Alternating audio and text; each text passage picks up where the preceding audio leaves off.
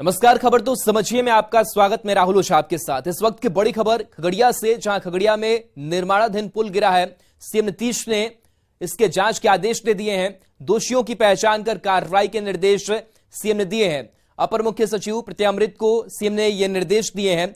दोषियों की पहचान कर कड़ी कार्रवाई करने के निर्देश दिए गए हैं।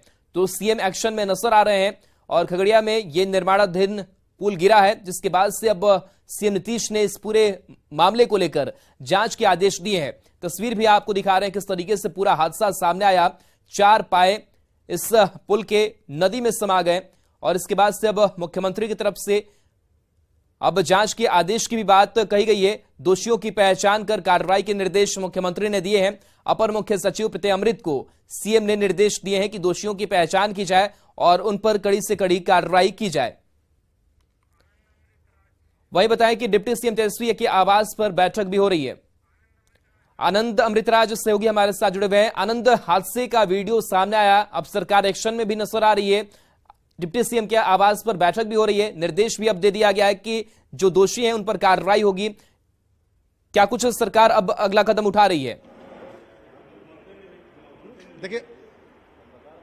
देखिए राहुल, मैं आपको बता दूं कि मुख्यमंत्री ने इस पूरे मामले को काफी गंभीरता से लिया और जो अपर मुख्य सचिव हैं पथ निर्माण के प्रत्यय अमृत, उनसे इस पूरे मामले में जानकारी लेने के बाद उन्हें निर्देश दिया है कि इसमें पूरी जांच कराई जाए और जो भी दोषी है उन पर कठोर कार्रवाई की जाए। जाहिर सी बात है, सरकार पर सवाल खड़े किए गए हैं, बीजेपी की तरफ से लगातार हमला बोला जा रहा है। लेकिन इस बीच में मैं आपको एक और जानकारी दे दूं कि डिप्टी सीएम और पथ निर्माण मंत्री तेजस्वी यादव के आवास पर भी इस वक्त एक बैठक चल रही है, जिसमें अपर मुख्य सचिव पथ निर्माण प्रत्यय अमृत इस वक्त बैठक में मौजूद हैं।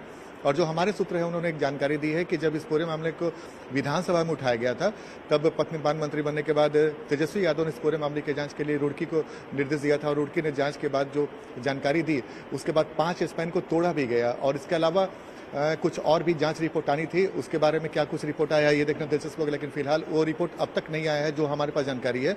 लेकिन पथ निर्माण मंत्री बनने के बाद जब इनके पास ये मामला सामने आया था और जब पुल टूटा था, तो इस पूरे मामले के जांच के लिए उन्होंने तुरंत रुड़की को निर्देश दिया था और रुड़की का जो रिपोर्ट आया था उसके बाद 5 स्पैन को तोड़ा भी गया और बाकी की प्रक्रिया क्या होगी उसका रिपोर्ट अब तक नहीं आ पाया था। लेकिन इसी बीच में ये घटना घट गई, जिसको लेकर कई तरह के सवाल खड़े हो रहे हैं। लेकिन अब से कुछ देर के बाद तेजस्वी यादव जो डिप्टी सीएम हैं और पथ निर्माण मंत्री हैं, वो और अपर मुख्य सचिव पथ निर्माण प्रत्यय अमृत कुछ देर के बाद यहाँ प्रेस कॉन्फ्रेंस करेंगे और सरकार की तरफ से इस बारे में पूरी जानकारी लेंगे। मामले की गंभीरता को आप इसी से समझ सकते हैं कि मुख्यमंत्री ने भी इस पूरे मामले की जानकारी ली है अपर मुख्य सचिव से और अपर मुख्य सचिव अभी इस वक्त तेजस्वी यादव के आवास, सरकारी आवास में पहुंचे हैं और इस वक्त बैठक चल रही है। और बिल्कुल, तो नजर इस बैठक पर बनाए रखिए। फिलहाल बहुत बहुत शुक्रिया तमाम जानकारी के लिए आपका, आनंद।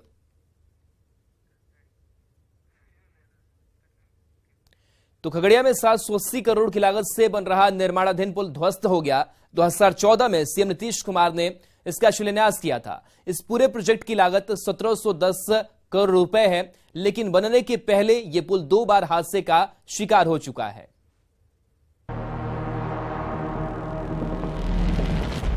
1, 2, 3, 4, 5, 6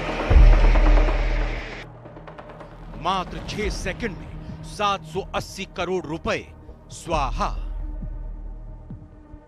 फिर से देखिए इस तस्वीर को, कैसे चंद सेकंड में पुल के 4 पाए गंगा में समा गए।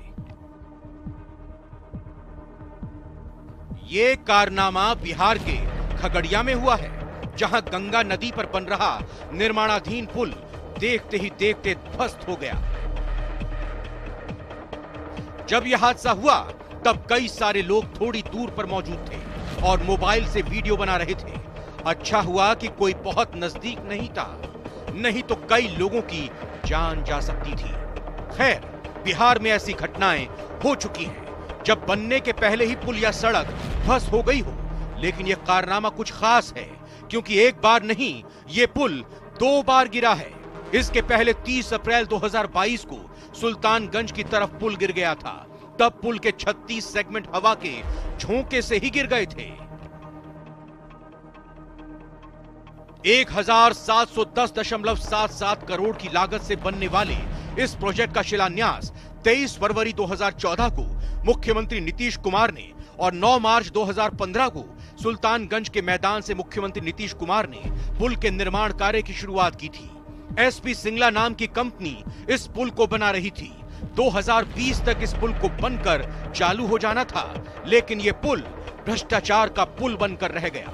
सवाल है कि बनने के पहले ही क्यों धराशायी हुआ पुल? क्या भ्रष्टाचार की भेंट चढ़ गया खगड़िया का पुल? एक ही पुल पर बार बार क्यों हो रहा हादसा? पहली बार गिरने पर क्यों नहीं हुई कंपनी पर कार्रवाई? पुल बनाने वाली कंपनी पर होगी कार्रवाई? न्यूज 18 के लिए खगड़िया से दिग्विजय और भागलपुर से विकास के साथ आशीष रंजन की रिपोर्ट। अब भ्रष्टाचार के पुल की जल समाधि को समझिए। गंगा नदी पर महासेतु बन रहा था। भागलपुर और खगड़िया के बीच पुल बन रहा था। पुल की लंबाई करीब 3.160 किलोमीटर है। परियोजना पर 1710.77 करोड़ रुपए खर्च होने थे। 23 फरवरी 2014 को नीतीश कुमार ने इस पुल का शिलान्यास किया था। समझने वाली बात यह है कि 2020 में पुल को चालू हो जाना था, लेकिन समय से 3 साल बाद भी पुल का काम पूरा नहीं हो पाया है। यही नहीं, 2 बार निर्माणाधीन पुल गिर चुका है। 30 अप्रैल 2022 को सुल्तानगंज साइड में पुल ये क्षतिग्रस्त हुआ था और अभी खगड़िया की तरफ से पुल के 4 पाए नदी में समा गए, जिसकी तस्वीर भी हमने आपको दिखाई। सवाल है कि क्या पुल बनाने में भ्रष्टाचार का खेल हुआ? अगर नहीं तो बनने से पहले बार बार आखिर ये पुल क्यों गिर रहा है? पहली बार हादसे के बाद पुल बनाने वाली कंपनी पर क्या कार्रवाई हुई? पहली बार में ही कंपनी को क्यों आखिर ब्लैकलिस्टेड नहीं किया गया? क्या अब दोषियों पर कार्रवाई की जाएगी? तो इस हादसे के बाद से कई सवाल भी खड़े हैं कि आखिर यह हादसा कैसे हुआ, लापरवाही कहां हुई? इधर पुल गिरने के बाद बिहार में सियासत गर्म हो गई है। बीजेपी ने सरकार पर हमला बोला है तो जेडीयू और आरजेडी बैकफुट पर दिख रही है। कांग्रेस ने पूरे मामले की जांच कर दोषियों पर कार्रवाई की मांग की है। नीतीश कुमार की सरकार पुल ध्वस्त हो रहा है और नीतीश कुमार की सरकार मस्त होकर देश घूम रही है। आज भ्रष्टाचारी सरकार, नीतीश कुमार की सरकार पूरी तरह भ्रष्टाचार में लिप्त है और नीतीश कुमार जी को थोड़ा सा